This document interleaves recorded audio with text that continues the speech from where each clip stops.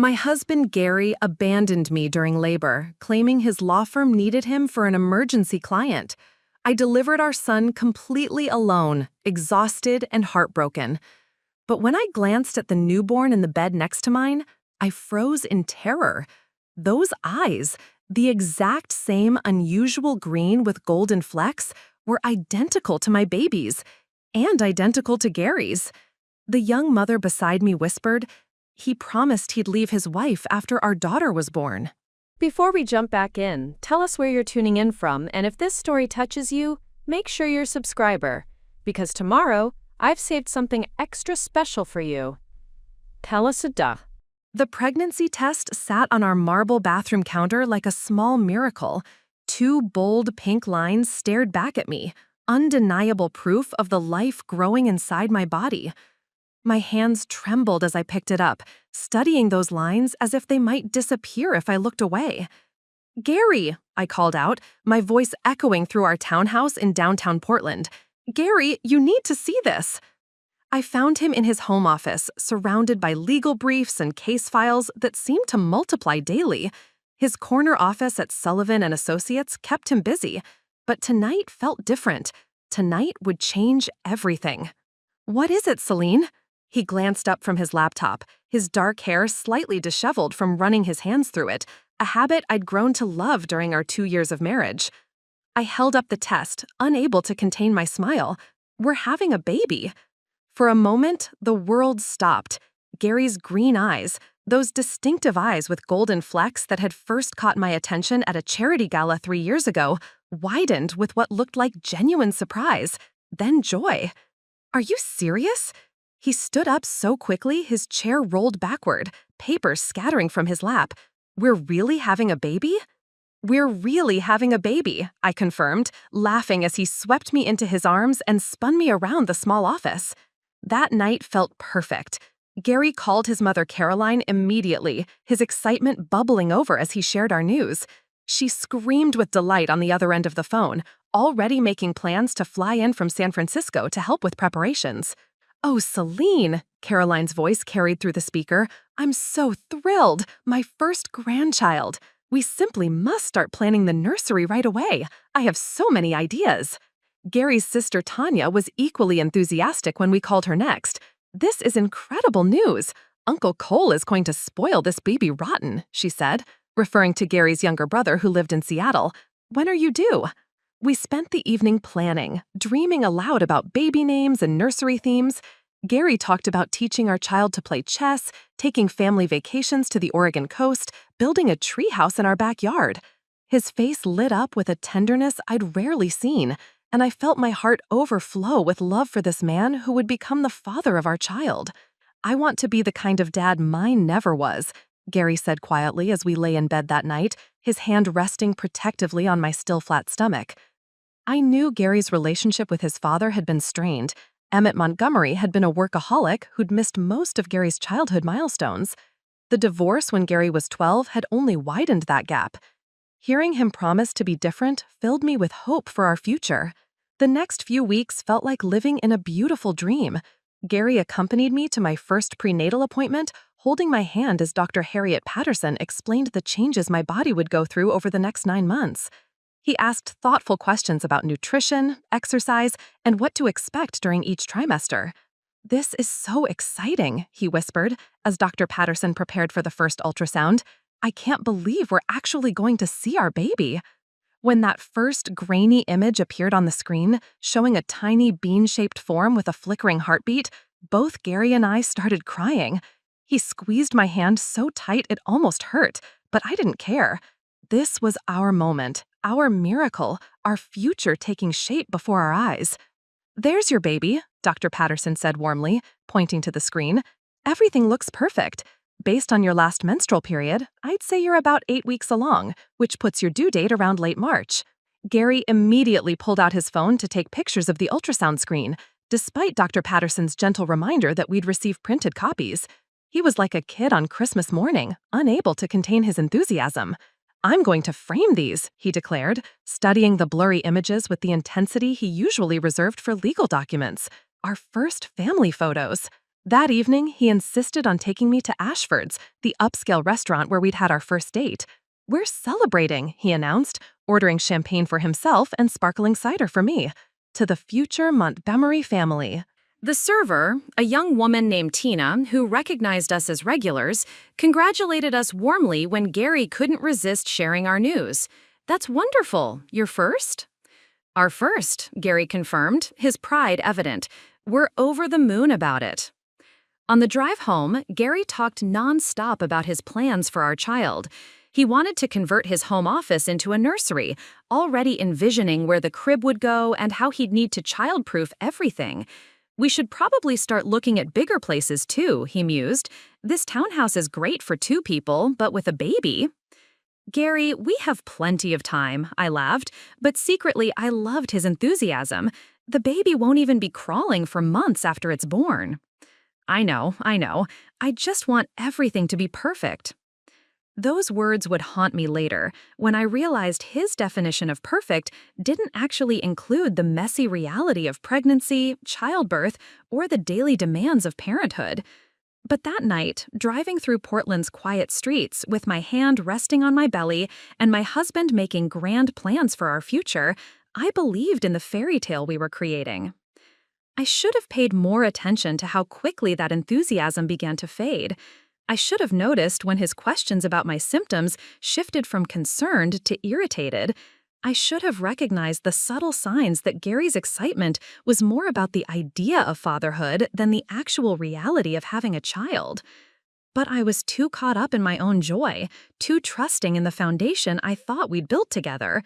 I couldn't have imagined that the man who'd held my hand during that first ultrasound would eventually abandon me during the most vulnerable moment of my life.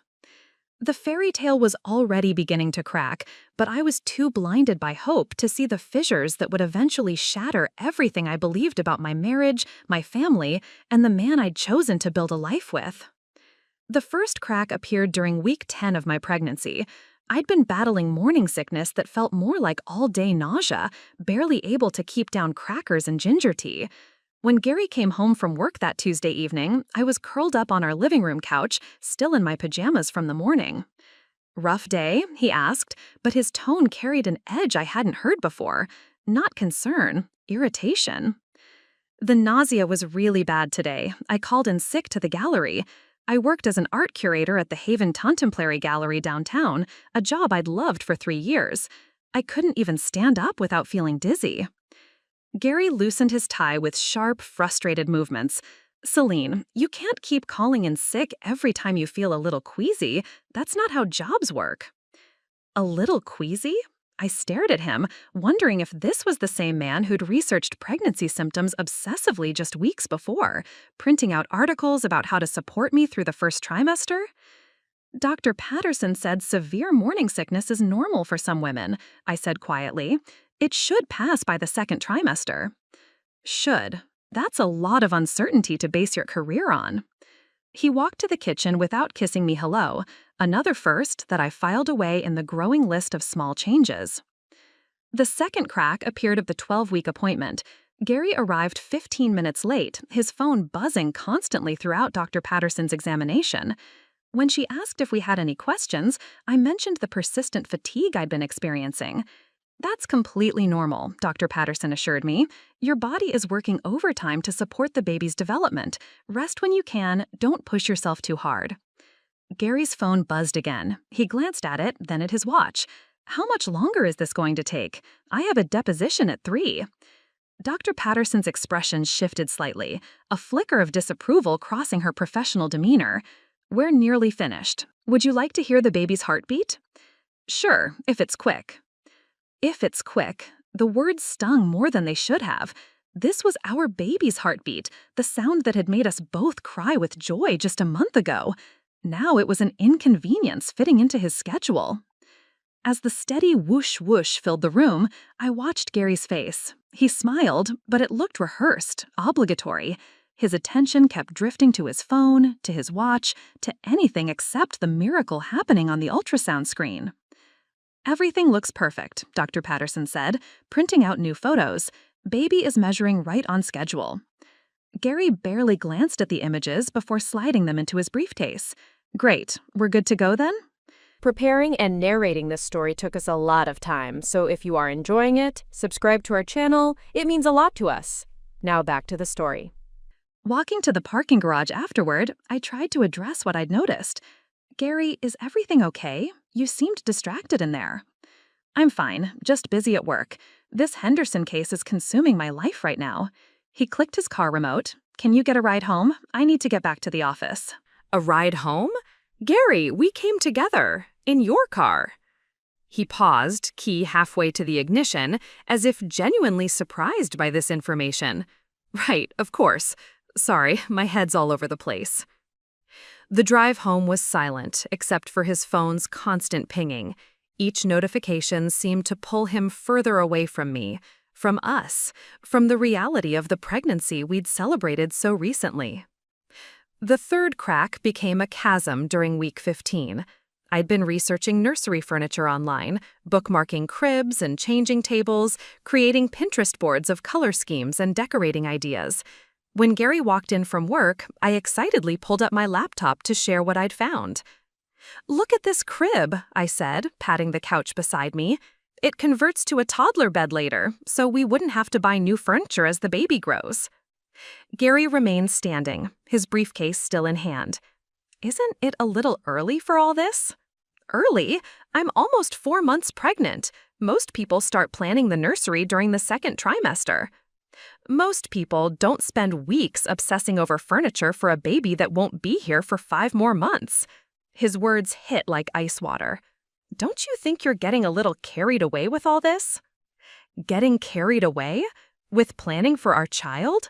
With being excited about becoming parents? With doing what every pregnancy book and website recommended? "I thought we were both excited about this baby," I said, carefully, closing the laptop. "I am excited, but there's a difference between excitement and this." He gestured vaguely at my computer, at the pregnancy books stacked on our coffee table, at the ultrasound photos I'd framed and placed on our mantel.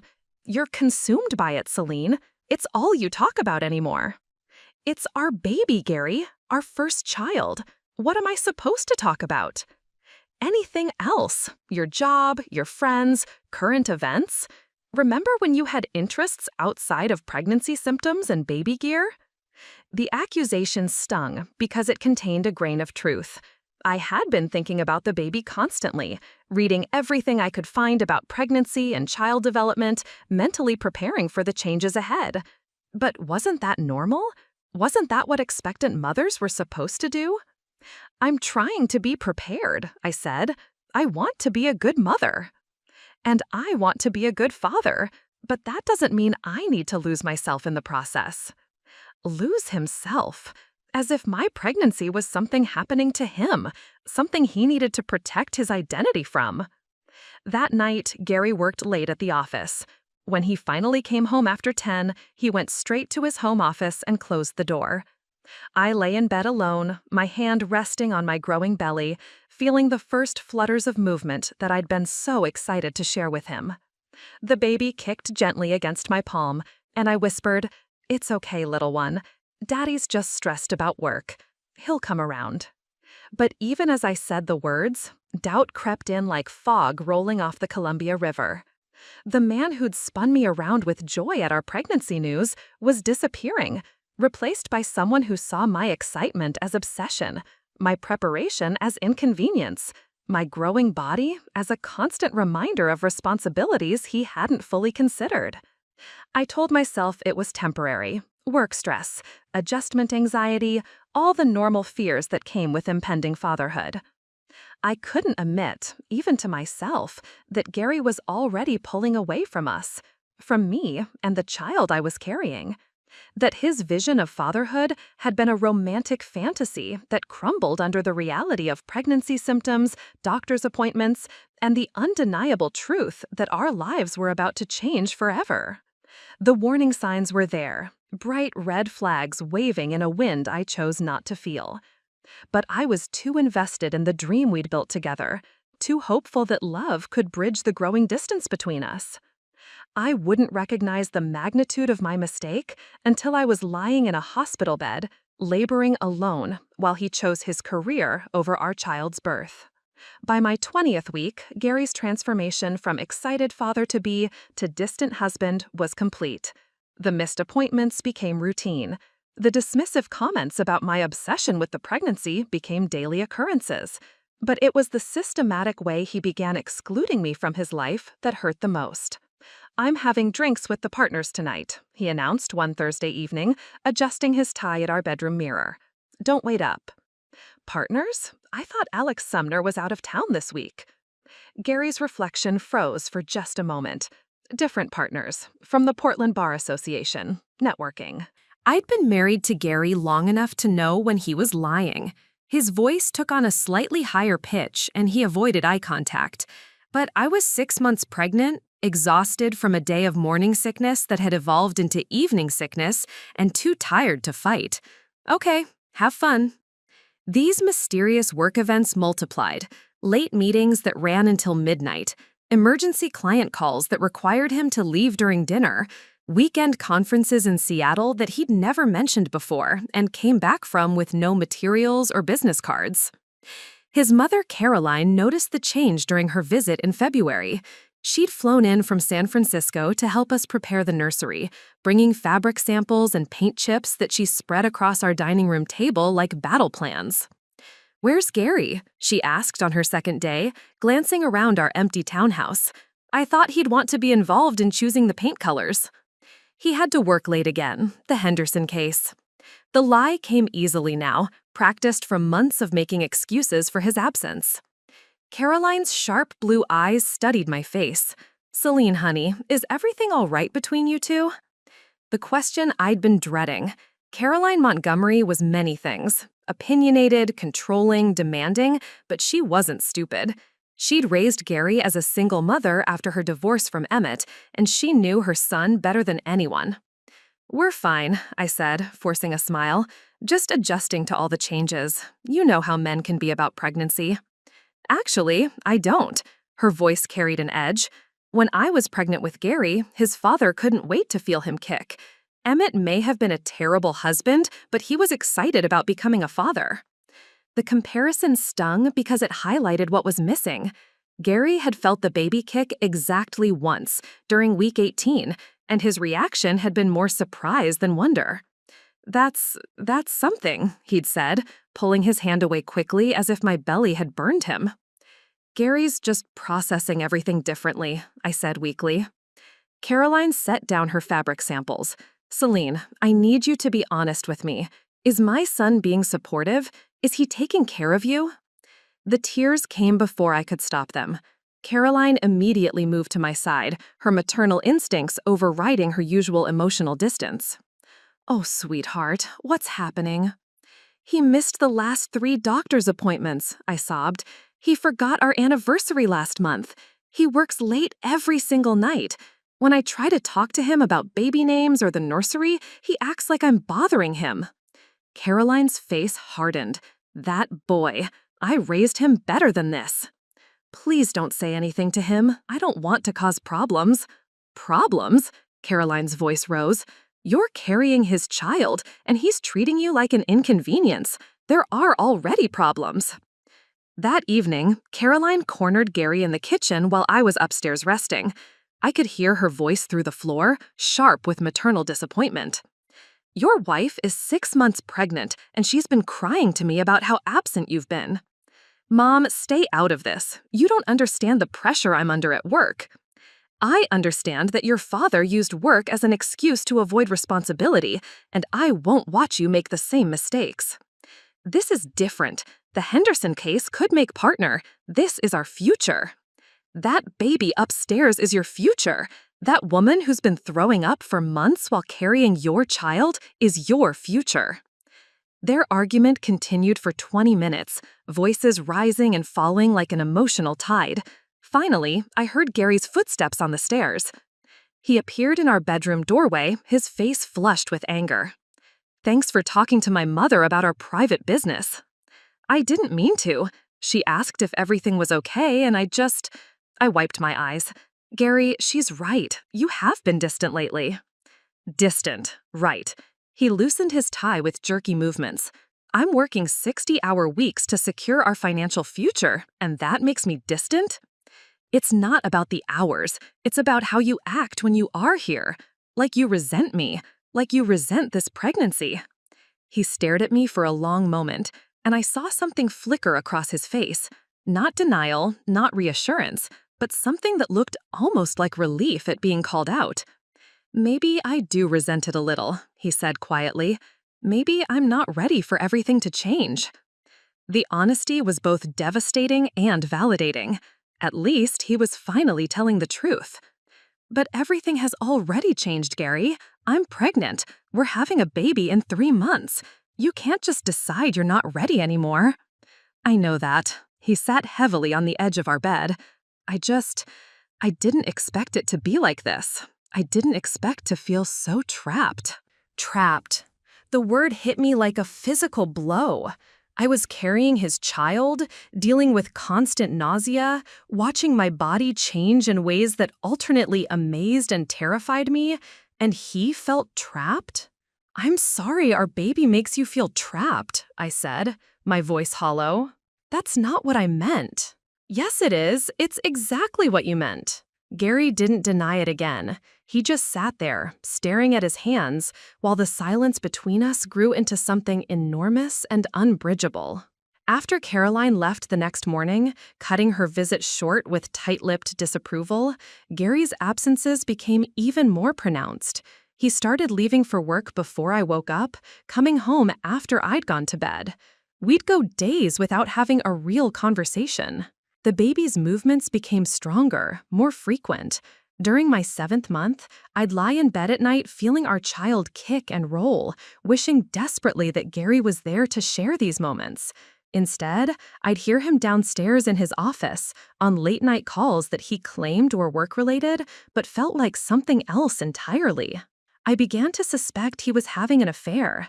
The signs were all there: the unexplained absences, the defensiveness when questioned, the way he flinched when I tried to touch him. But I was too scared to investigate, too invested in the fantasy of our happy family to face the possibility that he'd already given up on us. Looking back, I realized Gary had made his choice long before that final abandonment in the delivery room. He'd been slowly, systematically removing himself from our lives since the 2nd trimester, preparing for an exit strategy I was too naive to recognize. The man who'd spun me around with joy at our pregnancy news was gone, replaced by a stranger who saw me and our unborn child as obstacles to the life he actually wanted. The 8th month of my pregnancy brought a loneliness so profound it felt like drowning. Gary's sister Tanya, who'd initially been thrilled about becoming an aunt, began making excuses to avoid our weekly coffee dates. "I'm swamped with work," she'd text, canceling our Saturday morning tradition for the 3rd week in a row. Rain check? When I finally cornered her at Gary's office Christmas party in December, 7 months pregnant and feeling like a whale in the black maternity dress I'd bought specifically for the occasion, her discomfort was obvious. "Celine, you look..." She paused, searching for words. "Wow, really pregnant." "Really pregnant," I repeated, forcing a laugh. "That tends to happen at 7 months." Tanya glanced around the crowded law firm lobby, anywhere but at my rounded belly. "How are you feeling? Gary mentioned you've been pretty tired lately." Gary mentioned, as if my pregnancy was something he discussed with his family when I wasn't around, rather than something he experienced with me as his wife. "I'm fine, the usual aches and pains. Dr. Patterson says everything looks perfect." I touched my belly instinctively. "The baby's been really active lately. Would you like to feel?" "Oh, that's okay." Tanya took a small step backward. "I'm not really a baby person." Not a baby person? Her future niece or nephew, and she wasn't a baby person? "Gary seems stressed," she continued, lowering her voice. "Is everything okay at home?" The question caught me off guard. Why would Gary's stress be my fault? Why wasn't she asking if I was okay, if her brother was supporting me through the challenges of pregnancy? "He's been working a lot," I said carefully. "The Henderson case is demanding." "Right, the Henderson case." Tanya nodded, but something in her expression suggested she knew more than she was letting on. Well, maybe things will settle down after the baby comes. After the baby comes, as if my child was a temporary disruption to Gary's real life rather than a permanent addition to our family. The conversation was interrupted by Alex Sumner, one of Gary's colleagues, who approached with his wife Claire. I'd met them several times at firm events, and Claire had always been friendly, asking about my work at the gallery and remembering personal details from previous conversations. "Celine, look at you!" Claire's enthusiasm felt genuine, a stark contrast to Tanya's awkwardness. "When are you due?" "End of March, about 10 weeks to go." "How exciting! Is Gary over the moon? I remember when I was pregnant with Emma, Marcus couldn't stop talking about becoming a dad." I glanced across the room where Gary was deep in conversation with senior partners, his body language animated in a way I rarely saw at home anymore. "He's excited," I lied, "just focused on work right now." Claire followed my gaze. "Men, they have their own way of processing big changes. I'm sure he'll be wonderful once the baby arrives." But even as she said it, I caught something in her tone, a forced optimism that suggested she'd heard office gossip about my husband's recent behavior. The party was torture. I spent 2 hours watching Gary charm clients and colleagues, displaying the charismatic personality that had first attracted me to him. With them, he was engaged, funny, completely present. With me, he was polite but distant, treating me more like an acquaintance than his pregnant wife. "Ready to go?" he asked around 9:30, appearing at my side with his coat. "If you are." I'd been ready to leave since we arrived, but hadn't wanted to seem antisocial. The drive home was silent until Gary's phone rang. He glanced at the caller ID and immediately answered. "Hey, what's up?" His voice was warm, intimate, in a way that made my stomach clench with suspicion. I couldn't hear the other side of the conversation, but Gary's responses were careful, coded. "No, I can't tonight. Maybe tomorrow. Yeah, I understand. I'll call you in the morning." He hung up without explaining who'd called or what they'd wanted. In the old days, before the pregnancy, before everything changed, he would have told me automatically. Now, his personal life had become classified information. "Work call?" I asked. "Something like that." Something like that. Not yes, not no. Just deliberate vagueness designed to shut down further questions. At home, Gary disappeared into his office while I struggled out of my dress and into comfortable pajamas. As I was brushing my teeth, I heard his voice through the bathroom wall. Another phone call, this one lasting over an hour. I pressed my ear to the wall, hating myself for eavesdropping, but desperate for any insight into what was happening to my marriage. "I know it's complicated. She suspects something." "No, not yet. After the baby comes, we'll figure it out." My hands shook as I gripped the bathroom sink. She suspects something. Another woman. The affair I'd been trying not to acknowledge was real, and Gary was planning something for after our baby was born. The next morning, I called in sick to the gallery and spent the day researching divorce lawyers online. Not because I wanted a divorce, but because I needed to understand my rights, my options, what would happen to our child if Gary decided to leave. The websites were full of terrifying information about custody battles, child support calculations, the challenges single mothers faced. I closed my laptop, feeling more trapped than ever. That afternoon, my friend Harriet from the gallery stopped by with soup and concern. "You missed the Morrison opening yesterday," she said. "Sarah said you've been calling in sick a lot lately." Harriet Haven had been my closest friend since college. She was unmarried, childless by choice, and had always been brutally honest about her skepticism of traditional family structures. But she'd also been supportive of my pregnancy, throwing me a small baby shower at the gallery and helping me research childcare options for when I returned to work. "I've been tired," I said, which was true but incomplete. Tired or avoiding questions about why your husband isn't more involved? The directness was typical Harriet, and it broke through my careful defenses. "Both," I admitted, and found myself telling her everything. Gary's increasing absence, the missed appointments, his admission that he felt trapped, my suspicions about an affair. Harriet listened without judgment. asking occasional clarifying questions, but mostly just letting me empty months of accumulated pain and confusion. "What are you going to do?" she asked when I finally finished. "I don't know. I can't divorce him while I'm pregnant. I can't support myself and a baby on a gallery curator salary. And maybe I'm wrong about the affair. Maybe it's just work stress and new father anxiety." "Celine," Harriet's voice was gentle but firm, "you're making excuses for behavior that would be unacceptable even if you weren't pregnant. He's emotionally abandoning you during one of the most vulnerable times in your life." "But what if he comes around? What if once the baby is born, he remembers why we wanted this in the first place?" "What if he doesn't? What if this gets worse instead of better?" The question hung between us like a challenge. I wasn't ready to face the possibility that the man I'd married, the father of my unborn child, might be fundamentally incapable of the love and commitment our family would need. Harriet left that evening with promises to check on me regularly and offers of practical support, rides to appointments, help with baby preparations, whatever I needed. Her friendship became a lifeline in the growing isolation of my marriage. But even Harriet couldn't prepare me for what was coming.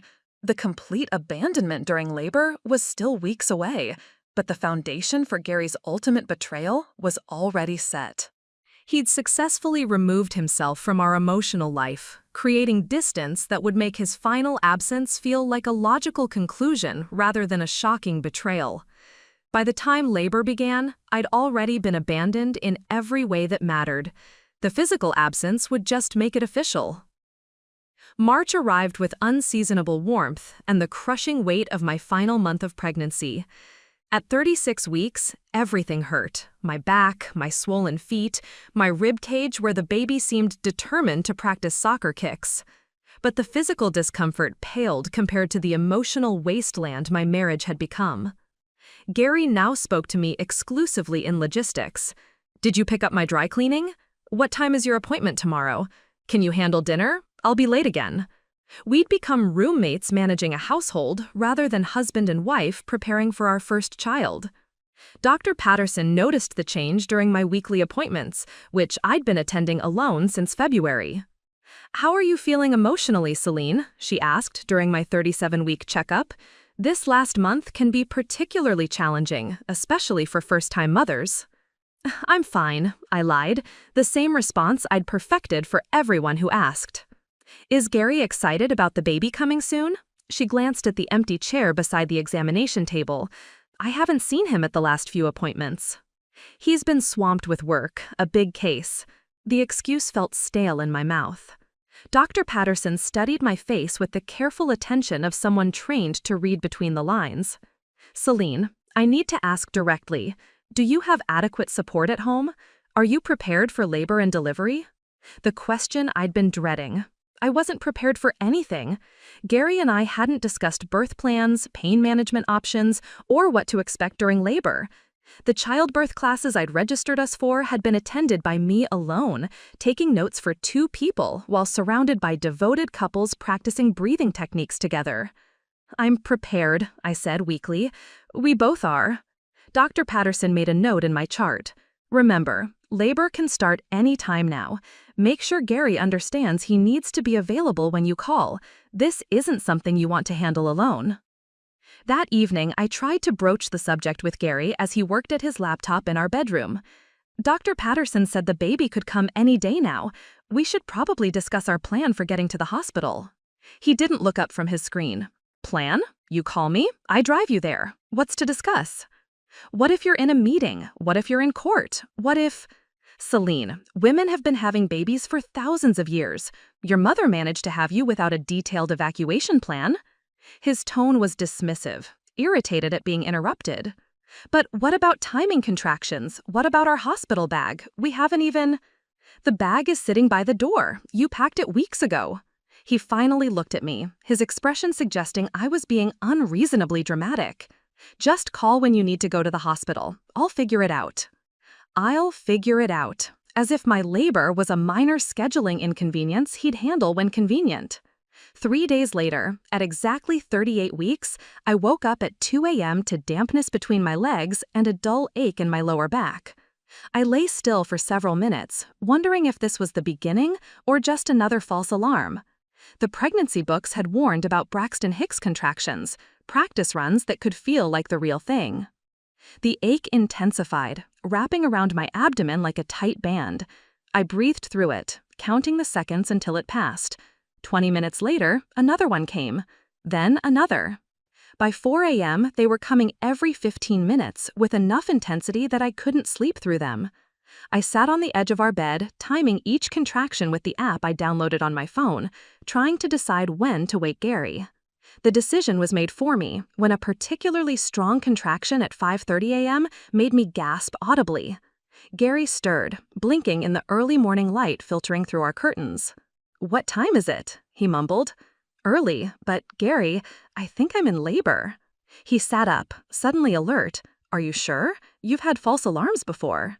"This feels different. The contractions are regular now, 5 minutes apart." Gary grabbed his phone, checking messages and missed calls with the reflexive motion of someone whose first priority was always work. Shit, the Patterson deposition got moved to this morning. I have to be at the office by 8. Patterson deposition, not the doctor, a different Patterson, a legal case that apparently took precedent over his wife's labor. "Gary, the baby is coming, today, maybe in the next few hours." First babies take forever, though. That's what everyone says. You'll probably be in labor all day. He was already getting dressed, pulling on the expensive suits that had become his armor against domestic responsibility. "I'll finish up this deposition and meet you at the hospital." "You can't be serious." "Celine, this case has been in preparation for months. Millions of dollars are at stake. I can't just not show up." "I'm having your baby." "You're having contractions. There's a difference. Call me when you're actually ready to push, and I'll race right over." "Call me when you're ready to push." As if labor was something I could schedule around his convenience. As if I could pause the biological process until he finished his deposition. The next contraction hit with enough force to make me double over, gripping our dresser for support. Gary watched with clinical detachment, as if observing an interesting but irrelevant phenomenon. "See, you're handling it fine. Women's bodies are designed for this." Designed for this, as if millions of years of evolution meant I didn't need or deserve support from the father of my child. He kissed my forehead with the same perfunctory gesture he used when leaving for work any other morning. "I'll have my phone on. Call if anything urgent happens." Anything urgent? Labor wasn't urgent? The birth of his first child wasn't urgent? Nothing about me or our baby qualified as urgent enough to interfere with his professional obligations. I stood in our bedroom doorway, watching him gather his briefcase and car keys, moving through his morning routine as if this was just another Tuesday. The man who'd once promised to be different from his absent father was abandoning me at the moment I needed him most. "Gary," I called as he reached the front door, "what if something goes wrong?" He paused, his hand on the doorknob. For a moment, I thought he might reconsider, might remember that he'd promised to be present and engaged and actually interested in his child's life. "Nothing will go wrong. Dr. Patterson said you're perfectly healthy. This is routine." The door closed behind him with a soft click that echoed like a gunshot through our empty house. I was alone. 38 weeks pregnant, in active labor, abandoned by the man who'd vowed to love and cherish me in sickness and in health. I called Harriet, my hands shaking as I dialed her number. "I'm in labor," I said when she answered. "Gary left her work. Can you take me to the hospital?" "I'll be there in 20 minutes, Harriet said without hesitation. "Don't do anything heroic, just breathe through the contractions." By the time she arrived, my contractions were coming every 3 minutes, with an intensity that made me grip our kitchen counter and rock from side to side. Harriet took one look at me and grabbed my hospital bag from beside the front door. "How long has Gary been gone?" she asked, helping me toward her car. 2 hours. He had a deposition. Even saying it out loud sounded absurd. Harriet's jaw tightened, but she focused on practical matters. "Did you call to tell him you're heading to the hospital?" I fumbled for my phone between contractions. Gary's number went straight to voicemail, probably silenced for his precious deposition. "Gary, it's me. Contractions are 3 minutes apart. Harriet's driving me to Providence Hospital. Please come as soon as you can." The 15-minute drive felt eternal. Each contraction seemed stronger than the last, and I found myself making sounds I'd never heard before, low, primal moans that seemed to come from somewhere deep in my core. "You're doing great," Harriet kept saying, glancing at me in her rearview mirror. "Just focus on breathing." At Providence Hospital, the maternity ward staff moved with practiced efficiency. Within minutes, I was in a hospital gown, hooked up to monitors that tracked my contractions and the baby's heartbeat. The steady beep, beep, beep filled the room like a reassuring metronome. "You're at 6 centimeters, announced Nurse Tina Sullivan, a woman in her 40s with kind eyes and gentle hands. "First baby?" "Yes, my husband should be here soon. He's finishing up at work." Nurse Sullivan glanced at Harriet, who was arranging herself in the visitor's chair. "Is this your birth partner?" "I'm her friend," Harriet said. "The husband is delayed." The euphemism stung. Delayed. As if Gary was running late due to traffic rather than deliberately choosing his career over the birth of his child. "Well, baby doesn't seem willing to wait for anyone," Nurse Sullivan said cheerfully. "These contractions are strong and regular. I'd guess you'll be holding your little one within the next few hours." Over the next 2 hours, I called Gary 6 more times. Each call went straight to voicemail. I left increasingly desperate messages. "Gary, I'm at the hospital. Gary, I'm 8 centimeters dilated. Gary, please answer your phone." Harriet held my hand through each contraction, coached me through breathing exercises she'd learned from hastily Googled articles on her phone, and advocated fiercely when the medical staff suggested interventions I wasn't ready for. "She wants to labor naturally as long as possible," Harriet told Dr. Martinez when he mentioned an epidural. "Unless there's a medical reason to intervene, let her body do what it's designed to do." I was grateful for her presence, but her kindness only highlighted Gary's absence more sharply. This should have been him holding my hand, him learning breathing techniques, him making decisions about our child's birth. "Where is he?" I sobbed between contractions as transition began, the most intense phase of labor where the cervix dilates those final centimeters. "How can he not be here?" Harriet's face was grim with suppressed anger. "I don't know, sweetheart, but you don't need him. You're stronger than you know." At 2:47 p.m., after 8 hours of active labor, the urge to push became overwhelming. Dr. Martinez checked my progress and nodded with satisfaction.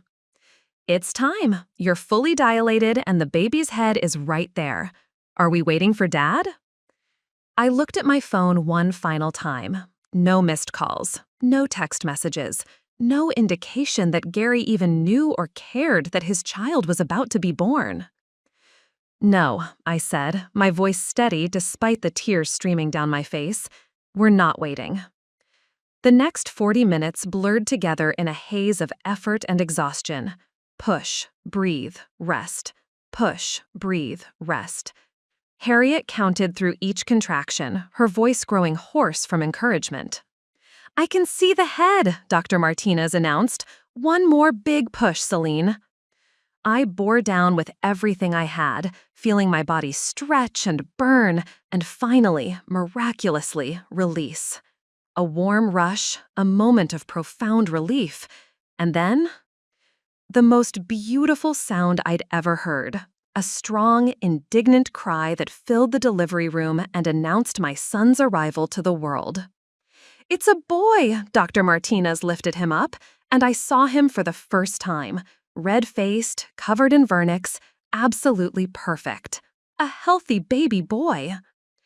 They placed him on my chest, and I felt my heart crack open with love so intense it was almost painful. His tiny fingers gripped mine with surprising strength.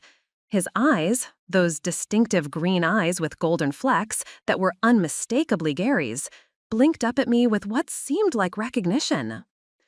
"Hello, baby," I whispered, smoothing the dark hair on his head. Harriet was crying almost as hard as I was. "He's perfect, Celine, absolutely perfect." "What's his name?" Nurse Sullivan asked, preparing the birth certificate. I looked down at my son, this miracle who had fought his way into the world despite his father's absence.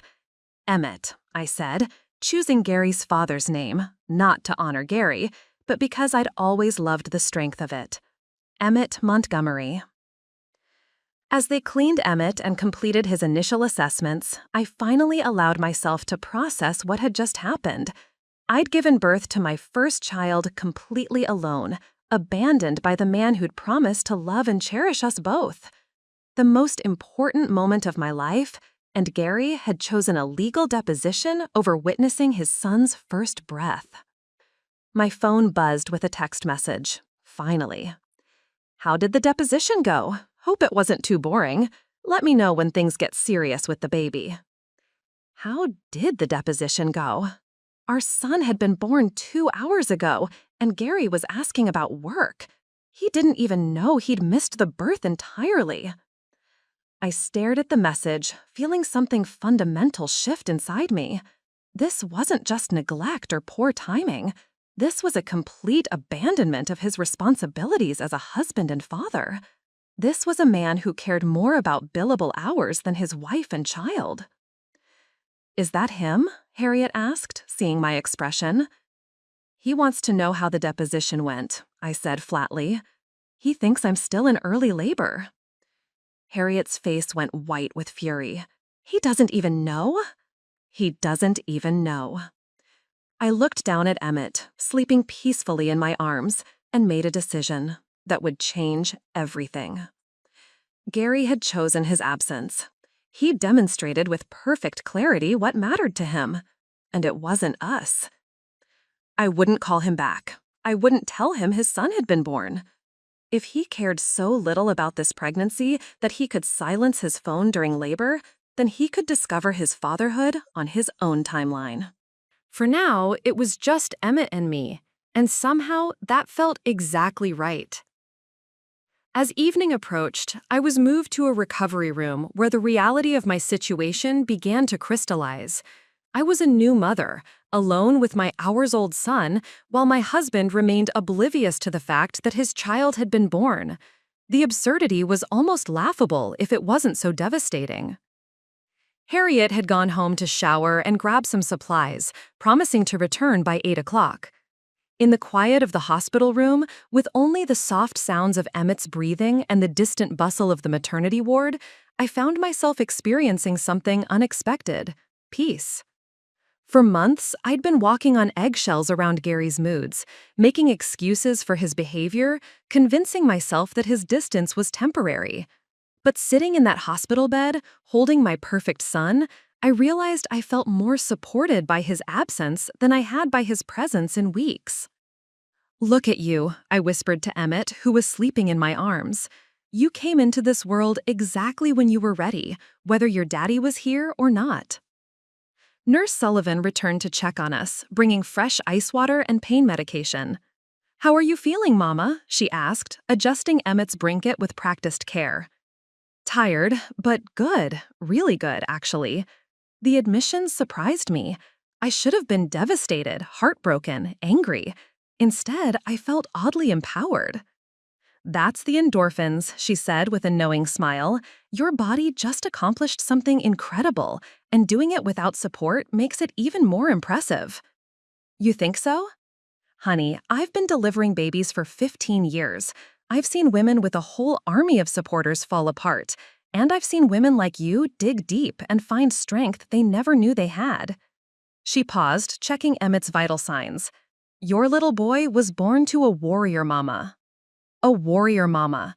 The phrase resonated with something deep in my chest.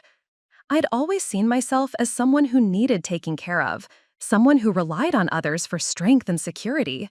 But I'd just endured 8 hours of labor, made medical decisions, and brought a human being into the world with only my friend's support. Maybe I was stronger than I'd given myself credit for. Around 7 o'clock, my phone rang.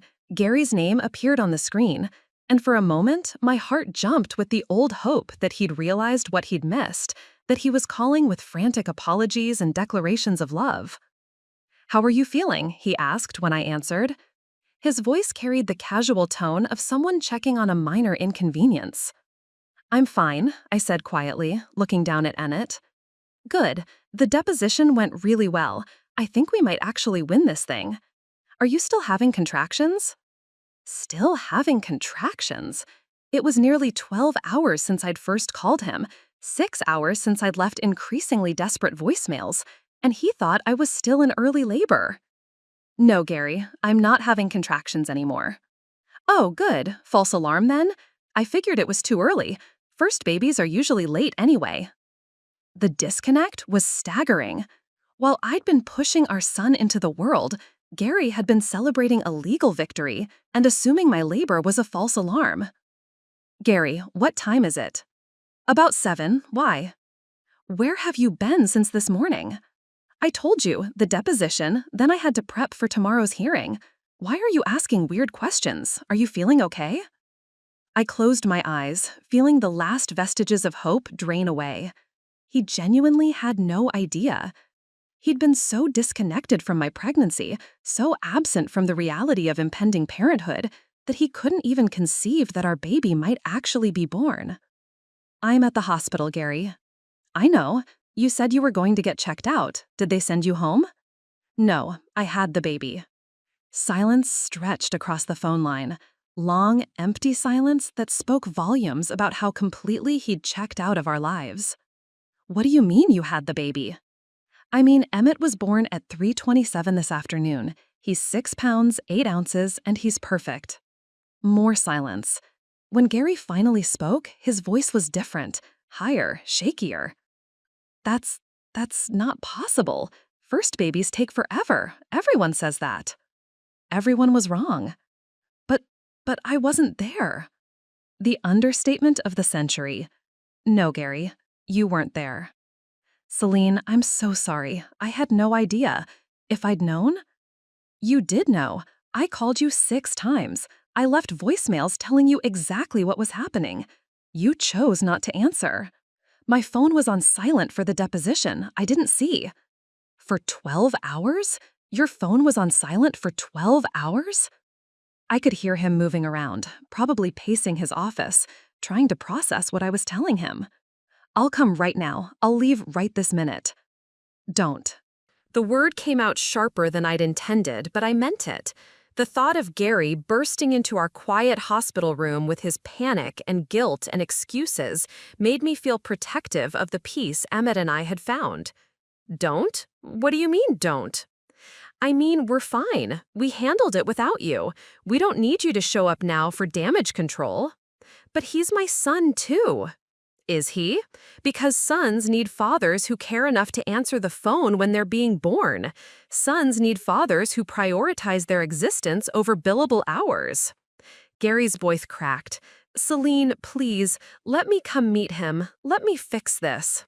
Fix this? As if missing your child's birth was something that could be repaired with the right words or gestures? There's nothing to fix, Gary. There's just the truth of who you are and what matters to you. I hung up before he could respond, then turned off my phone entirely. Whatever crisis of conscience he was experiencing in his office, whatever guilt or panic or regret, it wasn't my responsibility to manage anymore. Emmett stirred in my arms, making the soft, snuffling sounds newborns make when they're dreaming.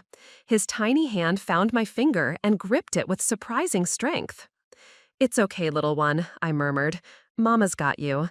And I'm never going to let anyone make you feel like you're not important enough to show up for. For the first time in months, I felt like I was exactly where I was supposed to be, doing exactly what I was meant to do. Not because Gary approved or disappeared, not because his family accepted or rejected me, but because I was Emmett's mother, and that was the most important job I'd ever have. The woman who'd spent 9 months making excuses for Gary's behavior was gone, replaced by someone who recognized her own worth and refused to accept anything less than she deserved. It had taken giving birth alone to discover that I was stronger than I'd ever imagined. And somehow, that felt like the greatest gift Emmett could have given me. At 9:30 that evening, as I was attempting to nurse Emmett for the second time, Nurse Sullivan entered my room with an expression I couldn't quite read. Behind her walked a young woman who couldn't have been older than 20, wearing scrubs and carrying a small bundle.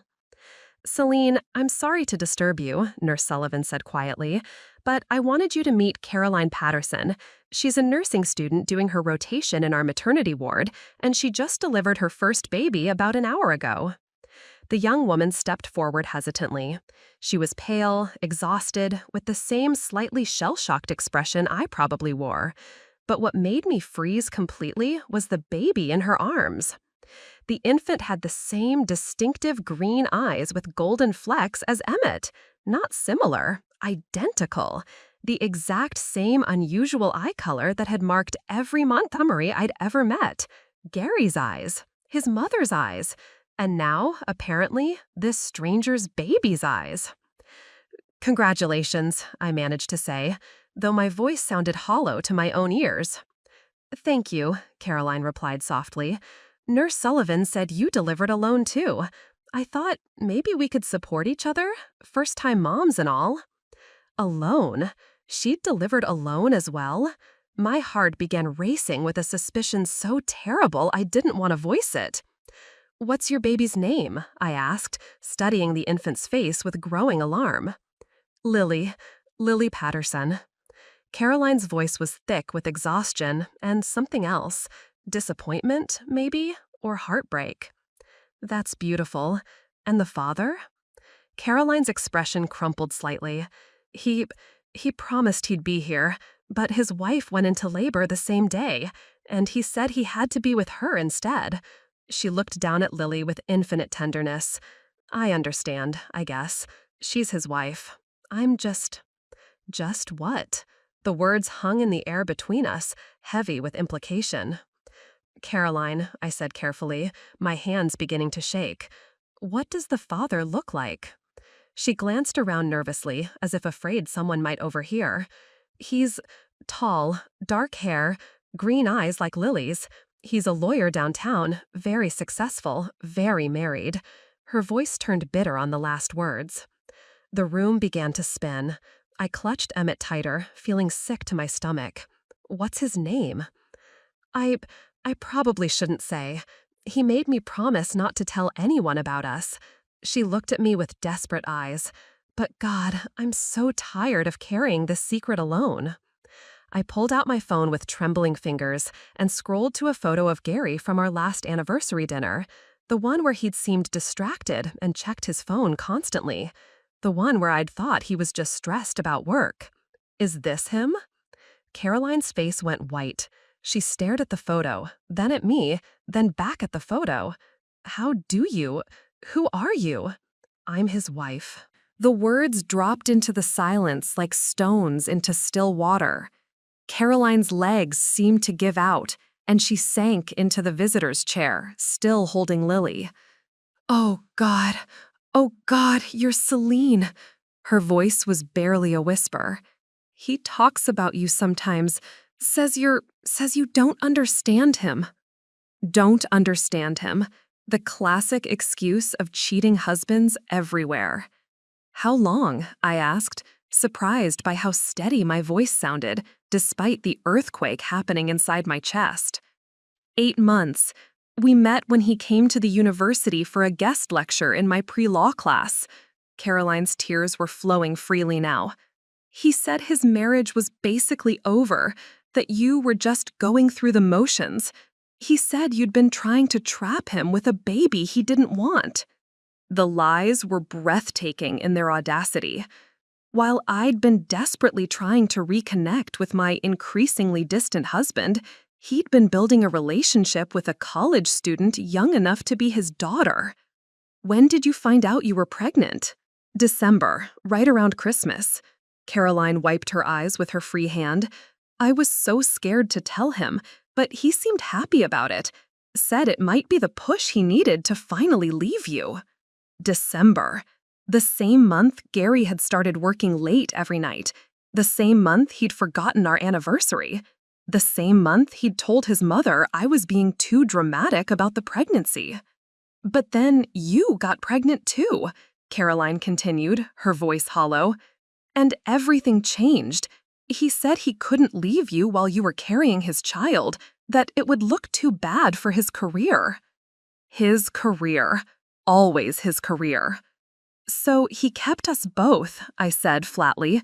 2 pregnant women, neither of us knowing about the other. Caroline nodded miserably. He said after your baby was born, he'd figure out how to handle everything.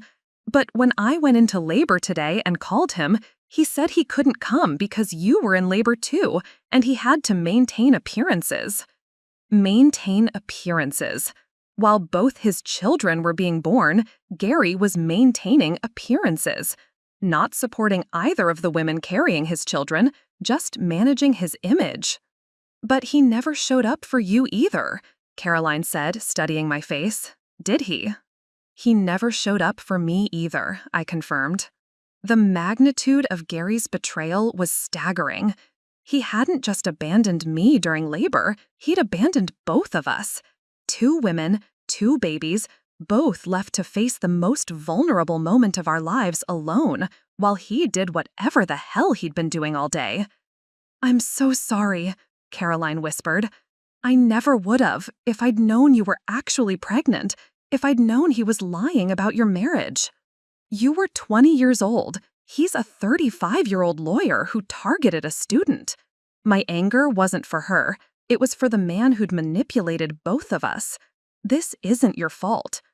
We sat in silence for several minutes, 2 women who'd been played by the same man, holding babies who shared their father's distinctive eyes. The irony was cruel.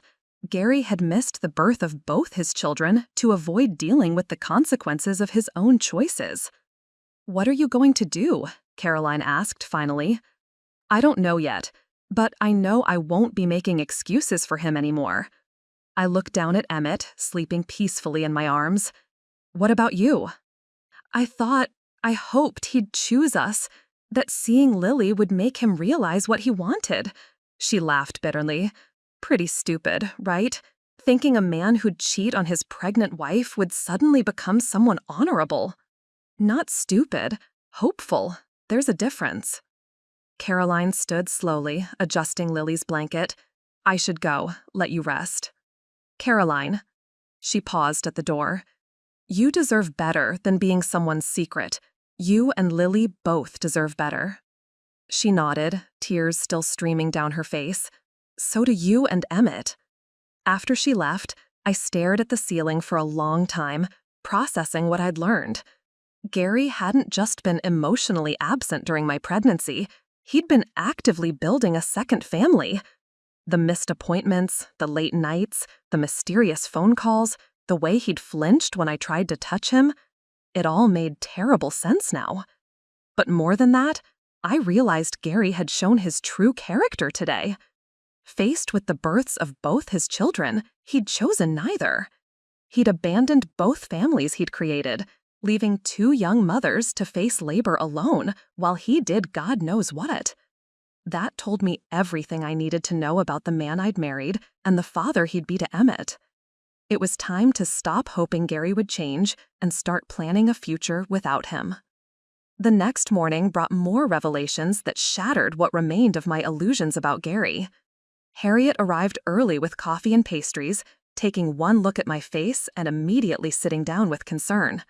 What happened? You look like you've seen a ghost. I told her about Caroline, about Lily, about the 8-month affair that had run parallel to my entire pregnancy. Harriet's expression grew darker with each detail. That bastard, she said when I finished. That absolute bastard. There's more. I pulled out my phone and showed her the text messages I'd discovered when I finally turned it back on. Gary had sent 17 messages since our phone call, each more desperate than the last. I can explain everything, Harriet read aloud. It's not what you think. We need to talk about our future. Jesus, Celine, he's still lying to you even now. But it was the voicemail from Caroline, left at 3 a.m., that revealed the full scope of Gary's deception. Her voice was shaky, exhausted, but determined. Celine, it's Caroline. I couldn't sleep, and I kept thinking about everything. There are things you need to know, things Gary made me promise never to tell anyone. But after meeting you, after seeing what he did to both of us, you deserve the truth. She went on to detail a web of manipulation that went far beyond a simple affair. Gary had convinced her to take out student loans to pay for an apartment he could visit. He'd had her sign a non-disclosure agreement to protect his career, ensuring she could never speak publicly about their relationship. When she'd gotten pregnant, he'd pressured her to consider abortion, then made her promise to handle everything quietly when she refused. He said if anyone found out about us, it would ruin his chances of making partner, Caroline's voice continued. He said you were vindictive and would try to destroy him financially if you discovered the affair. He made me believe I was protecting him from you. Vindictive. Gary had painted me as the villain in his story, the unreasonable wife who would punish him for finding real love with a younger woman. But yesterday changed everything, Caroline went on. When he abandoned both of us, when he couldn't even show up for either of his children being born, I realized he was never going to choose anyone but himself. And I found something in his briefcase when he left it in my apartment last week. My hands trembled as I continued listening.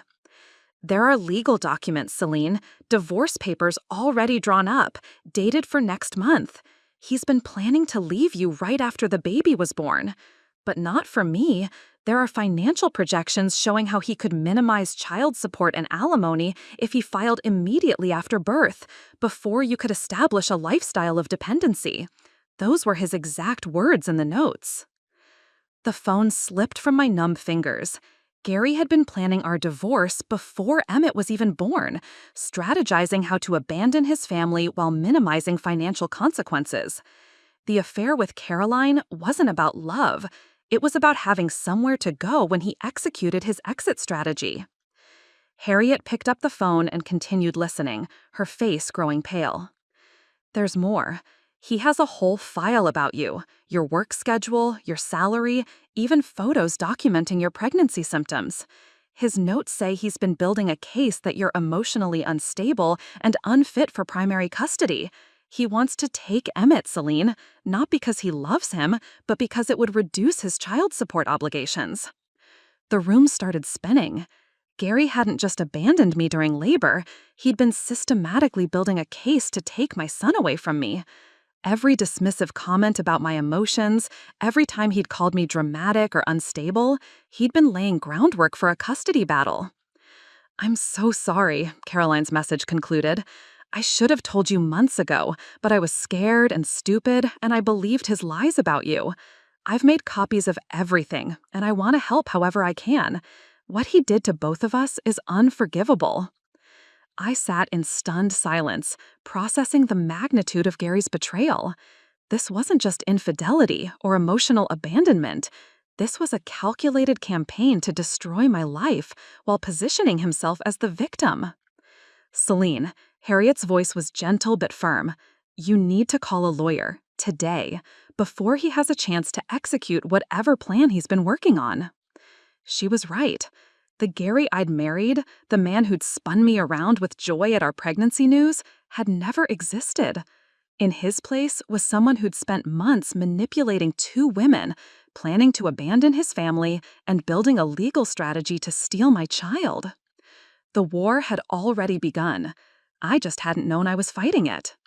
But now I did, and I had ammunition Gary never expected me to have: the truth about his character, documented evidence of his deception, and an unlikely ally in Caroline Patterson. Gary had made one crucial mistake in his careful planning. He'd underestimated both of the women he'd betrayed, assuming we'd remain isolated and ashamed rather than finding strength in shared truth. He was about to discover just how wrong he'd been. By noon, I had an appointment with Rebecca Garrett, one of Portland's most respected family law attorneys. Harriet had called in favors to get me seen immediately, and Caroline had agreed to meet us there with copies of all the documents she'd found. I've seen cases like this before, Attorney Garrett said after reviewing Caroline's evidence. She was a woman in her 50s with steel gray hair and the kind of sharp intelligence that made me understand why Gary's colleagues feared her in court. Your husband has been very methodical, but he's also made some crucial errors.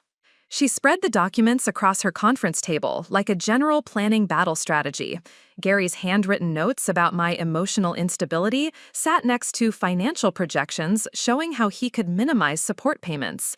His prenup with Caroline looked official until you realized it had no legal standing since he was still married to me. First, the good news, Attorney Garrett continued. His abandonment during labor, combined with the affair and the premeditated divorce planning, gives us substantial grounds for fault-based divorce in Oregon. We can argue that his conduct makes him unfit for primary custody. Caroline shifted nervously in her chair, still processing her role in all this. Will I have to testify against him? Probably. Your testimony about his manipulation, the financial coercion, and his abandonment of both children will be crucial. Attorney Garrett's voice was kind but firm. I know it's difficult, but he's counting on your silence to protect him. What about his claims that I'm unstable? I asked, the words still stinging. Attorney Garrett smiled grimly. Actually, that's where he's made his biggest mistake. Look at this. She pulled out Gary's own notes. He's documented your pregnancy symptoms as evidence of instability. Morning sickness, fatigue, emotional reactions to his absence, all normal pregnancy experiences he's tried to pathologize. She flipped to another page. But here's what's interesting. He's also documented every missed appointment, every late night at work, every time he dismissed your concerns. He's essentially created a record of his own abandonment while trying to build a case against you. Caroline leaned forward. There's more. He made me keep a journal of our relationship, said it was romantic, but it shows the timeline of his lies to both of us. Every time he told Celine he was working late, every time he told me his marriage was over, it's all documented. The irony was perfect. Gary's obsession with controlling the narrative had led him to document his own misconduct. What about finances? I asked. Can he really leave me with nothing? Not in Oregon. We have equitable distribution laws, and abandoning your spouse during childbirth doesn't look good to judges. Attorney Garrett pulled out another folder. Plus, Caroline found something very interesting in his papers. She handed me a document I'd never seen before, a life insurance policy on me, taken out 6 months ago, with Gary as the sole beneficiary. My blood ran cold. I never signed this. No, but your signature is on it. A very good forgery, but still a forgery. Attorney Garrett's voice was deadly serious. Combined with his financial projections and his plan to claim you're unstable, this raises some very disturbing questions about his long-term intentions.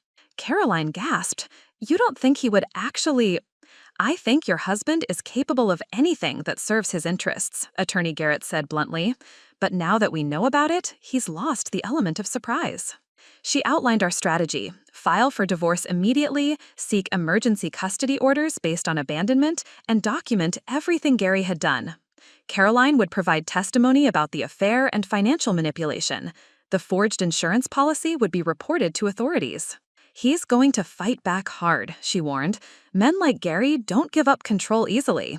Expect him to escalate, love bombing, threats, attempts to isolate you from support systems. He might even try to use your postpartum recovery against you.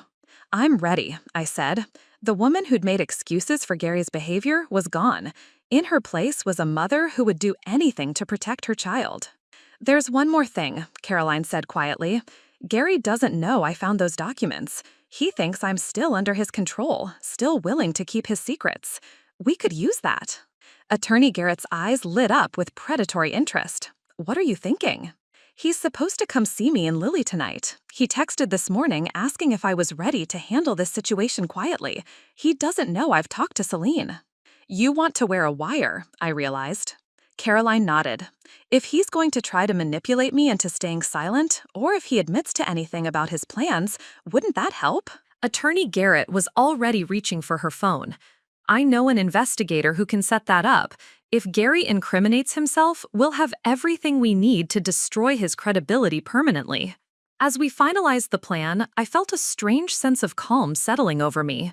For months, I'd been reacting to Gary's manipulations, trying to save a marriage that had never really existed.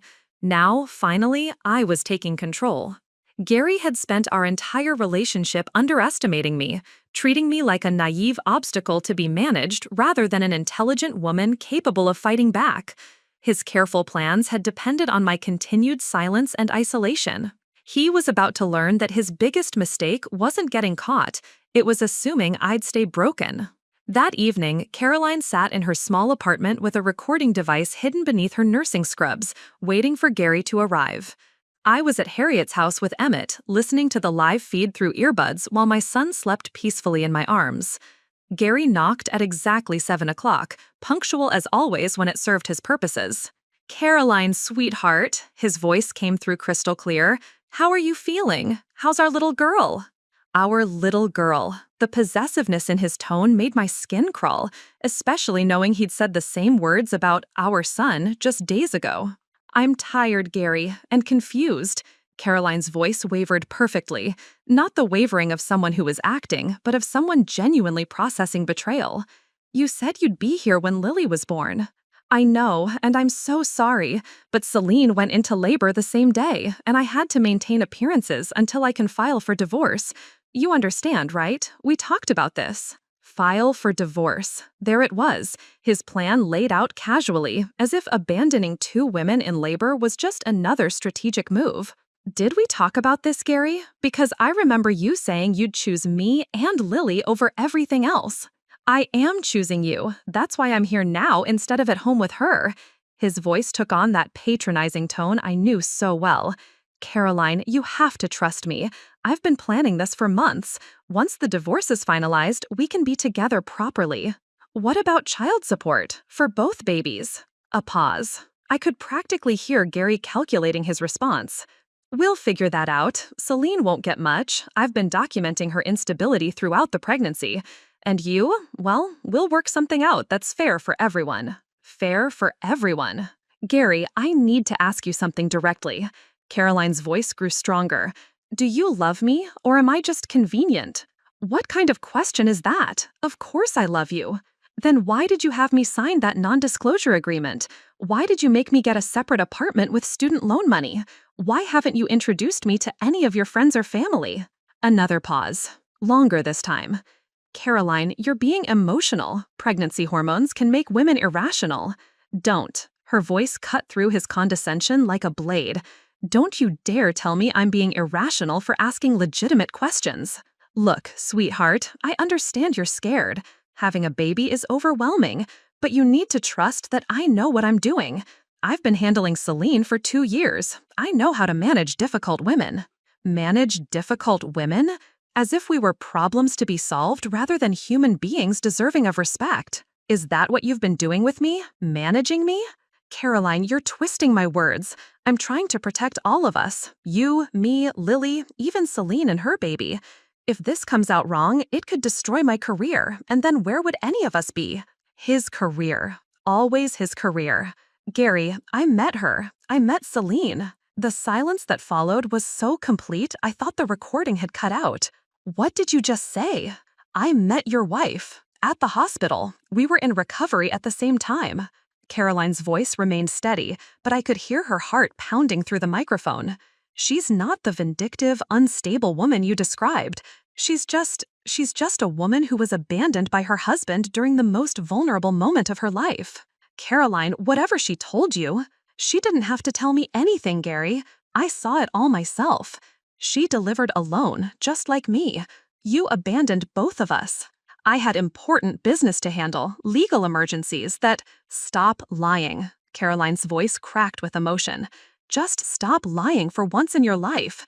There was no emergency. There was no crisis that required you to abandon both your children being born. You just couldn't face the consequences of your own choices."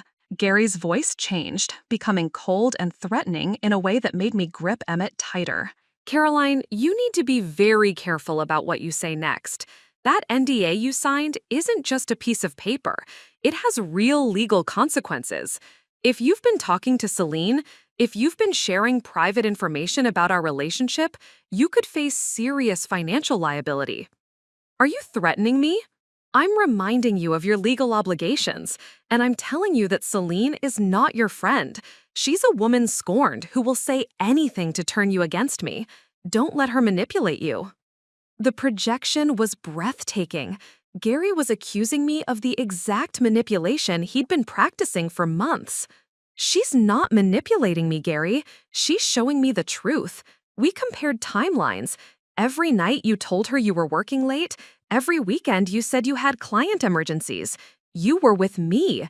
And every time you told me your marriage was over, you were going home to sleep next to her. Caroline, I know about the divorce papers, the ones dated for next month. I know about the financial projections showing how you could minimize child support. I know about the life insurance policy you forged her signature on. The silence stretched so long, I wondered if Gary had left. When he finally spoke, his voice was deadly quiet. How do you know about any of that? Because I'm not as stupid as you think I am, and neither is she. Caroline, you have no idea what you're playing with. If you think you can blackmail me, I'm not blackmailing you, Gary. I'm done with you, completely done, and so is Celine. You can't be done with me. You're carrying my child. You're financially dependent on me. You have no legal standing, no family support, no way to take care of a baby alone. The mask was completely off now. No more sweet words or false promises, just the cold calculation of a man who saw people as assets to be controlled. Watch me, Caroline said simply. Watch me take care of my daughter just fine without you. The sound of a door slamming echoed through the recording, followed by Caroline's shaky breathing. Did you get all that? She whispered. Every word, I said into the phone. Caroline, you were incredible. I can't believe I ever thought he loved me. He doesn't love anyone but himself, but now we have everything we need to make sure he can never hurt either of us again. The next morning, Gary arrived at our townhouse unannounced. I watched through the window as he sat in his car for several minutes, probably rehearsing whatever manipulation he'd planned. When he finally knocked, I was ready. Celine, we need to talk. He looked terrible, unshaven, rumpled, his usual polished appearance completely gone. I know you're angry, but we can work through this. Can we? I stepped aside to let him in, noting how his eyes immediately searched for Emmett. Where would you like to start? The affair, the abandonment, or the forged life insurance policy? Gary's face went white. The what? I'd prepared for this moment, arranging all the evidence on our dining room table like Attorney Garrett had shown me. The divorce papers he'd had drawn up, the financial calculations, the notes about my supposed instability, and Caroline's journal documenting their relationship timeline. And the centerpiece? The life insurance policy with my forged signature. Sit down, Gary. He remained standing, his lawyer instincts probably telling him not to make himself vulnerable. But his eyes kept darting to the documents, trying to assess how much I knew. I don't know what Caroline told you, but Caroline didn't tell me anything I couldn't verify myself. I picked up his handwritten notes, like this detailed analysis of my pregnancy symptoms as evidence of mental instability, or this financial projection showing how you could minimize child support by filing for divorce immediately after birth. Gary reached for the papers, but I pulled them back. These are private legal documents. You have no right. I have every right to know when my husband is planning to destroy my life. I held up the insurance policy. Did you really think I wouldn't notice you'd taken out $1 million policy on me? That's just good financial planning. All married couples should have life insurance. With forged signatures? Gary's composure finally cracked. He sank into a chair, running his hands through his hair. The gesture I'd once found endearing now just looked pathetic. It's not what you think. Then explain it to me. Explain how planning my divorce before our son was born isn't exactly what it looks like. Explain how documenting my pregnancy symptoms as mental illness isn't building a custody case against me. I was protecting myself. From what? From your pregnant wife who loved you? From a situation I never wanted. The mask slipped completely. I never wanted kids, Celine. I never wanted the responsibility, the financial burden, the way they change everything. When you got pregnant, I felt trapped. So you decided to trap someone else instead? Gary's jaw tightened. Caroline was different. She was young, flexible, willing to adapt to my life instead of demanding I change mine. She was 20 years old, Gary. You manipulated a college student into taking on debt to fund your affair, then abandoned her when she needed you most. She knew what she was getting into. Did she? Because the recording from last night suggests otherwise. Gary went completely still. What recording? I pulled out my phone and played back his voice. I've been handling Celine for 2 years. I know how to manage difficult women. His face cycled through shock, rage, and calculation in rapid succession. That recording is illegal. Oregon is a two-party consent state. Actually, it's not. Caroline consented to record her own conversation in her own apartment. And the content is quite illuminating. I played another section.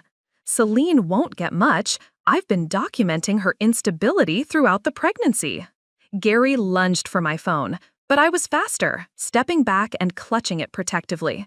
Give me that phone, Celine. Or what? You'll add assault to your list of legal problems? He stopped, seemingly realizing how his actions looked. Those recordings are taken out of context. What context makes abandoning 2 women in labor acceptable? I had important business. Stop. I held up my hand. Just stop lying. Caroline and I compared timelines. We know exactly where you were yesterday, at your office, celebrating winning a deposition while both your children were being born. Gary slumped back in his chair, finally understanding the scope of what I knew. What do you want, Celine? I want you to leave. I want you to take your manipulation, your lies, and your forged documents and get out of my house. This is my house, too. Actually, it's not. I handed him another document, one he hadn't seen before. I had our mortgage documents reviewed. The house is in my name only, purchased with money from my father's estate before we were married. You never had any legal claim to it. The lie I'd been told about our joint ownership was just one more way Gary had tried to control me, making me believe I was financially dependent when I wasn't. You can't keep my son from me. I'm not keeping him from you. You're keeping yourself from him by choosing your career over his existence. I looked him directly in the eyes. Emmett deserves a father who shows up, Gary. If you ever decide to become that man, we can discuss visitation. Until then, any communication goes through my attorney. Gary stood, his professional composure returning as he realized the conversation was over. This isn't finished, Celine. I'll fight for custody. I'll prove you're unfit. With what evidence? Your own notes documenting your abandonment? The recording of you admitting you never wanted children? The forged insurance policy? I smiled calmly. Please, Gary, take me to court. I'd love for a judge to hear everything you've said and done. He stared at me for a long moment, probably seeing clearly for the first time the woman he'd underestimated for 2 years. You've changed. No, I said quietly. I've just stopped pretending your behavior was acceptable. Gary gathered what remained of his dignity and walked toward the door. As his hand reached the knob, he turned back one last time. You'll regret this. Without me, you're nothing. I looked down at Emmett, sleeping peacefully in his carrier, then back at the man who'd missed his berth for a basketball game that never existed. Without you, I said, I'm everything I was always meant to be. The legal proceedings that followed were swift and devastating for Gary. Within a week, Attorney Garrett had filed for emergency custody based on abandonment, submitted the forged insurance policy to the district attorney's office, and obtained a restraining order preventing Gary from contacting Caroline or interfering with her nursing program. Gary's law firm, Sullivan & Associates, moved quickly to distance themselves from the scandal. Alex Sumner himself called to inform me that Gary had been placed on administrative leave pending an ethics investigation. We take allegations of document forgery very seriously, Alex said during our brief phone conversation. The firm's reputation depends on the integrity of our partners and associates. The irony wasn't lost on me. Gary had spent months worried about his personal life might affect his career, only to have his professional ambitions destroyed by his own documented misconduct. Caroline called me 3 days after Gary's departure to share the latest developments. My student advisor wants to file a Title IX complaint, she said, her voice stronger than I'd heard since we met.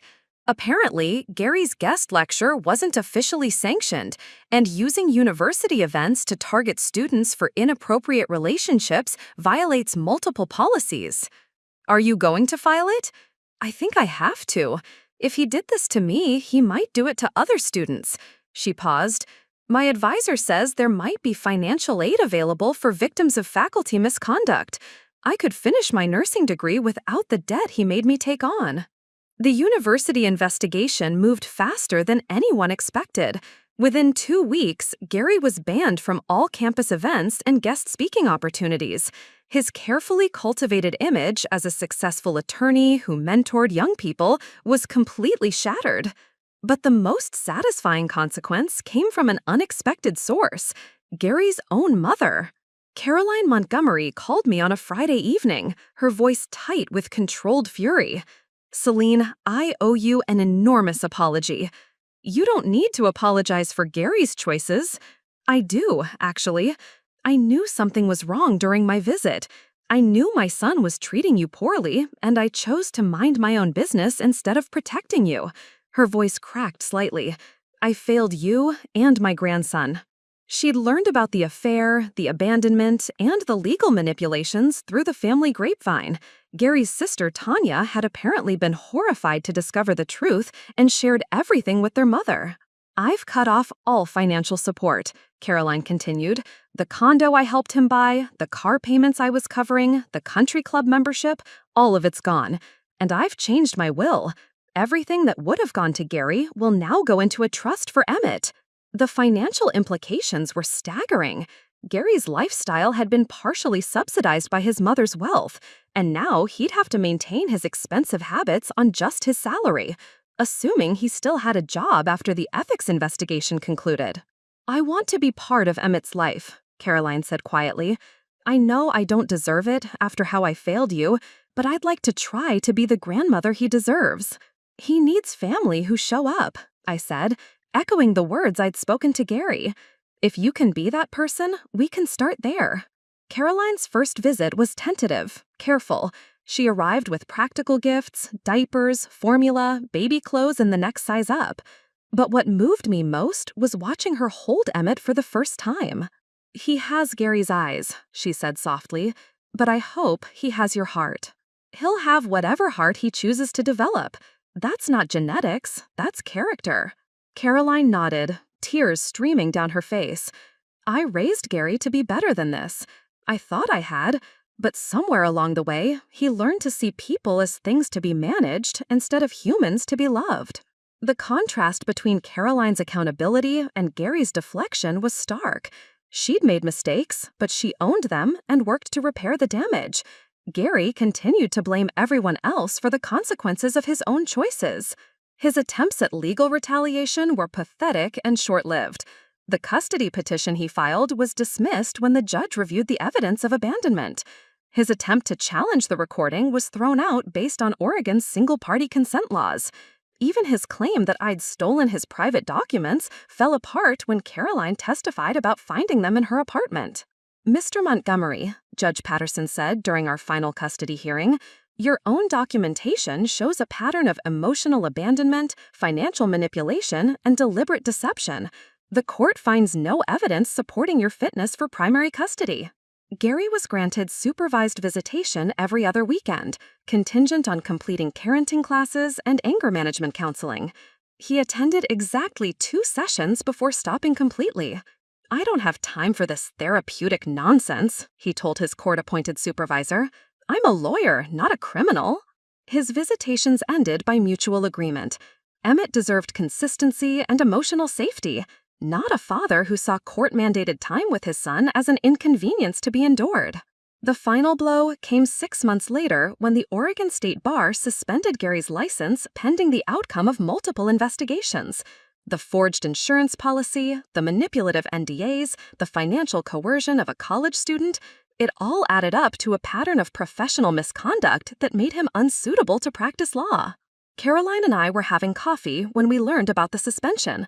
She showed me the official notification on her phone, shaking her head with a mixture of sadness and satisfaction. He built his entire identity around being a successful attorney, she said. Now what is he? Now he's just a man who has to live with the consequences of his choices. I felt no joy in Gary's downfall, but I felt profound relief in the safety it created for Emmett and me. The man who'd planned to destroy my life was now struggling to rebuild his own, while his son grew up surrounded by people who actually showed up when they were needed. Justice, it turned out, wasn't about revenge, it was about protection, and for the first time in years, Emmett and I were truly protected. A year later, I received an unexpected phone call that brought everything full circle. It was from Detective Cole Haven with the Portland Police Department's Financial Crimes Unit. Ms. Montgomery, we've completed our investigation into the forged insurance policy. I wanted to let you know that charges have been filed. Gary was facing 3 felony counts: forgery, identity theft, and insurance fraud. The detective explained that the insurance company had cooperated fully, providing handwriting analysis that confirmed the signature forgery and records showing Gary had attempted to change the beneficiary information multiple times during my pregnancy. The most troubling aspect, Detective Haven continued, is the timing. He took out the policy right after your first ultrasound, then repeatedly increased the coverage amount as your pregnancy progressed. Combined with his documented plans to claim you were mentally unstable, it suggests premeditation for a very serious crime. The words sent chills down my spine, but also brought a strange sense of validation. Every instinct I'd had about Gary's true nature had been correct. The woman who'd made excuses for his behavior might not have survived what he'd been planning. What happens now? The district attorney is confident about the case. With your testimony, Caroline Patterson's evidence, and the digital trail he left behind, we expect a plea agreement or conviction. Either way, he's looking at significant prison time. That evening, Caroline Patterson came over for dinner, a tradition we'd established as single mothers supporting each other. Our children, now walking and babbling, played together with the natural ease of siblings who shared a complicated father but loving, present mothers. I heard about the charges, she said as we watched Emmett and Lily stack blocks together. Are you okay with testifying if it goes to trial? I'm ready. I've been ready since the night I recorded him.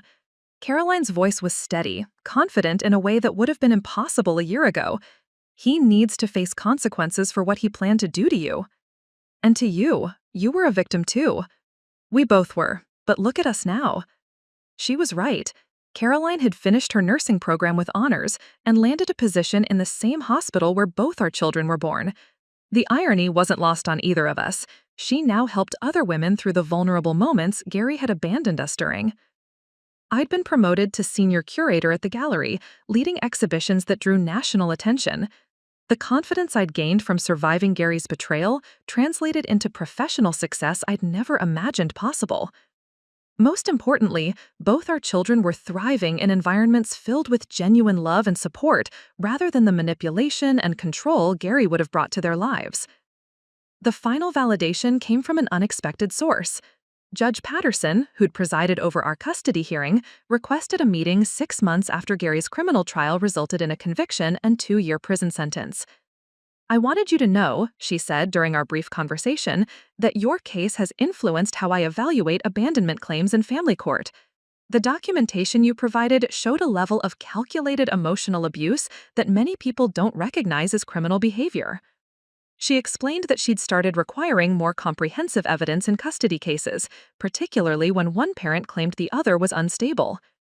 Too often, we see manipulation disguised as concern. Your willingness to fight back, to document everything and hold him accountable, has helped protect other families facing similar situations. Our story had become part of something larger, a recognition that abandonment during childbirth wasn't just cruel, it was often part of a pattern of abuse that endangered both mothers and children.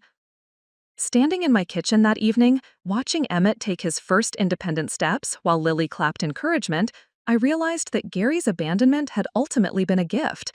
It forced me to discover my own strength, to build a support system based on genuine care rather than obligation, and to create the kind of family environment I wanted my son to grow up in.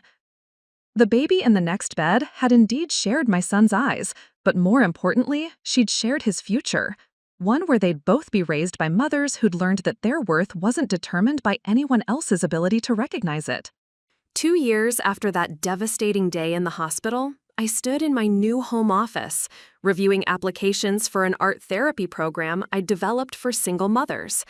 The program had grown from a small grant proposal into a nonprofit organization that served women throughout Oregon. "Mama, look!" Emmett called from the living room, where he was building an elaborate tower with his blocks. At 2 years old, he was confident, curious, and completely secure in the knowledge that he was loved unconditionally. The contrast with my own childhood couldn't have been starker. I'd grown up believing that love was conditional, something that had to be earned through perfect behavior and constant accommodation of others' needs. Emmett was growing up knowing that love was his birthright, that his worth didn't depend on anyone else's ability to see it. Carolyn Patterson had become more than just an ally. She was family in the truest sense. Our children considered each other siblings, spending weekends together while we supported each other through the challenges of single motherhood. Last month, she'd been promoted to charge nurse in the maternity ward, where she'd started a support group for women who'd experienced abandonment during childbirth. "You'd be amazed how common it is," she told me during one of our weekly dinners. "Not always as extreme as what Gary did to us, but emotional abandonment during pregnancy is more widespread than people realize." Her work was healing for both herself and the women she served. Sometimes the best way to process trauma was to help others navigate similar experiences. My own healing had taken a different path. The gallery work that had once been just a job had become a passion project. I specialized now in exhibitions featuring female artists who'd overcome adversity, women who'd found their voices after being silenced, who'd discovered their strength after being told they were weak. The latest exhibition, Resilient Voices, had drawn visitors from across the country. The centerpiece was a series of paintings by a woman who'd started creating art at age 50 after leaving an abusive marriage. Her work was raw, powerful, and utterly honest about the journey from victim to survivor. "Art saved my life," she'd told me during the opening reception. "It gave me a language for experiences I didn't have words for." I understood that sentiment completely. My own story had given me a language for recognizing manipulation, for understanding the difference between love and control, for teaching my son the value of authentic relationships over transactional ones. Gary's name rarely came up in our daily lives anymore. He'd served his prison sentence and disappeared into whatever new life he'd built for himself.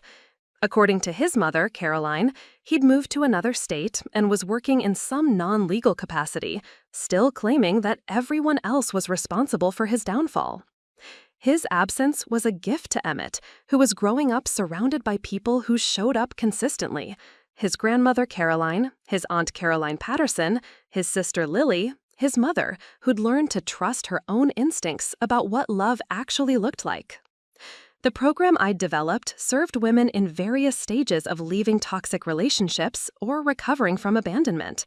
We provided childcare during sessions, practical support like job interview coaching, and most importantly, a community of women who understood that starting over wasn't failure, it was courage.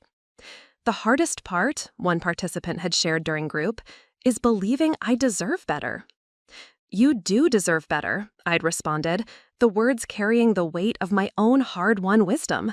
"And more importantly, your children deserve to see what a healthy relationship looks like, even if it's just your relationship with yourself." That evening, as I tucked Emmett into bed, he looked up at me with those distinctive green eyes that had once represented pain, but now symbolized possibility. "Tell me the story about when I was born," he requested, as he had countless times before.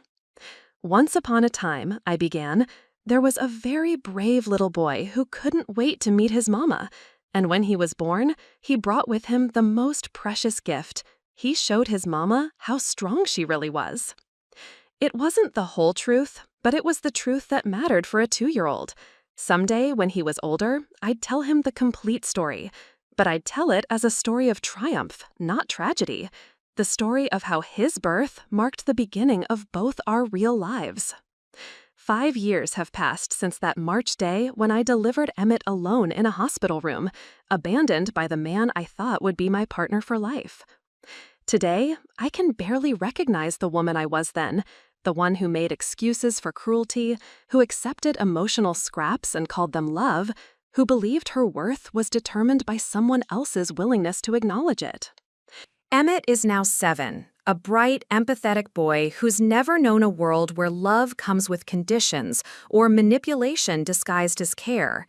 He has friends whose parents are divorced, remarried, or single, and to him, family simply means the people who show up consistently with genuine affection. His definition of normal includes strong women who take care of themselves and their children, who make decisions based on their own judgment rather than fear of someone else's disapproval. Last month, he asked me directly about his father for the first time since our bedtime stories.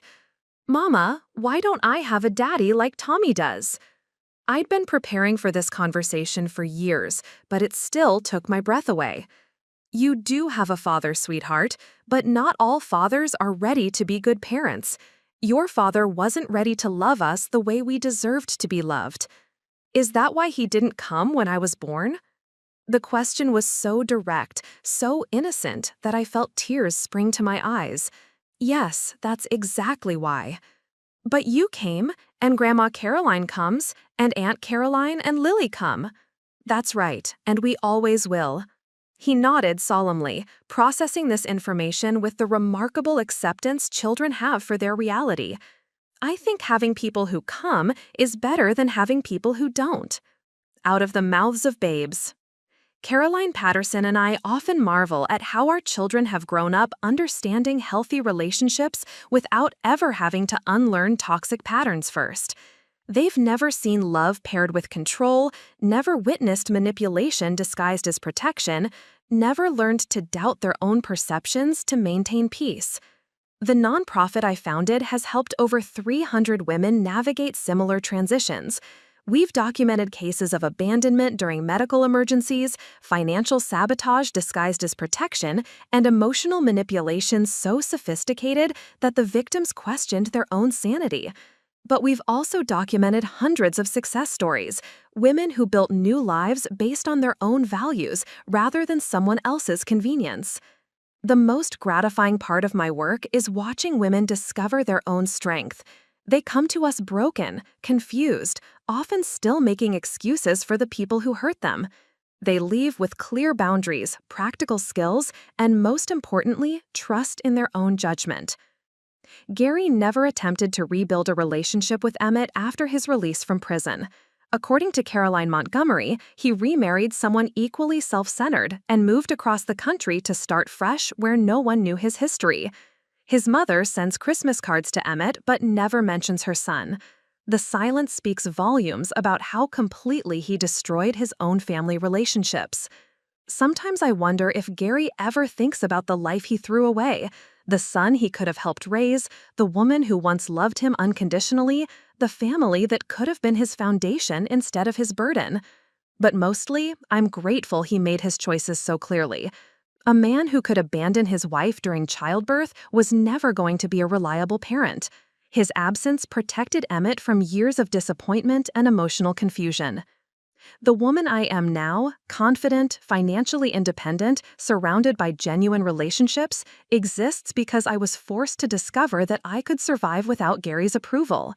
The strength I found in that hospital room, delivering alone, but not truly alone because I had Harriet's support, became the foundation for everything I've built since.